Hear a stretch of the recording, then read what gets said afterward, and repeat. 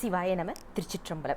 Welcome back to our discussion on the 9th Tirumurai, 7th Tiruppathikam, and we are continuing with the 7th verse. The verse goes this way: parintha senjsudaro paruthiyo minno pavalathin kulaviyo pasumbon sorinda sinduramo தூமணி திரளோ சுந்தர தரசிது என்ன தெரிந்த வைதிகர் வாழ் திருவிடைக்கழியில் திருக்குறானிழல் கீழ் நின்ற வரிந்த வெஞ்சிலை கை மைந்தனை அஞ்சொல் மையல் கொண்டை உறும் வகையே.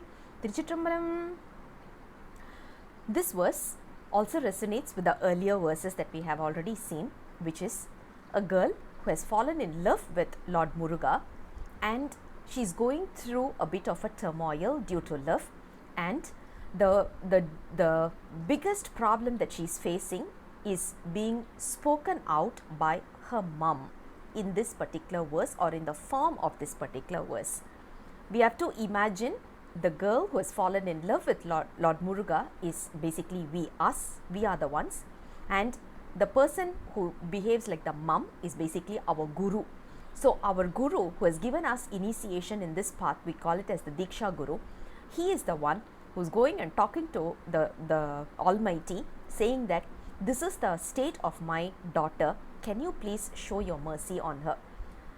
In this verse, the verse starts this way: looking at Lord Muruga, the mum is saying, is this really a person, or is it a ball of fire, or is this sun who has just directly gone onto earth, or is he a group?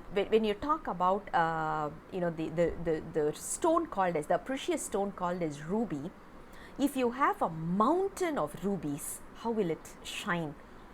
Or is it like a mountain of rubies, or is it something like a lightning? Imagine lightning or sun or fire. The approach is it will burn down anything that goes near to it, which means once we surrender ourselves to the fire, to as in the form of fire, which is Lord Muruga, or the lightning, which is also Lord Muruga, or sun, which is also Lord Muruga, once we surrender to him, all our karmic deeds or the karmic effects will be burnt down to ashes.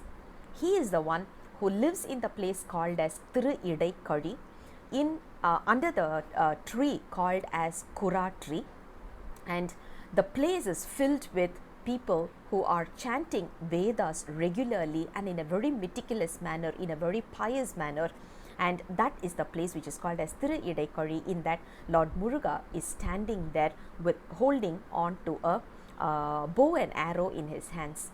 You can take it in two ways. One is he is holding the bow and arrow, or he is the son of someone who is holding the bow and arrow. We all know Lord Shiva was holding the bow and arrow when it comes to the Tripura Samharas. So that is also one of the approach that we can possibly look at when it comes to this particular verse.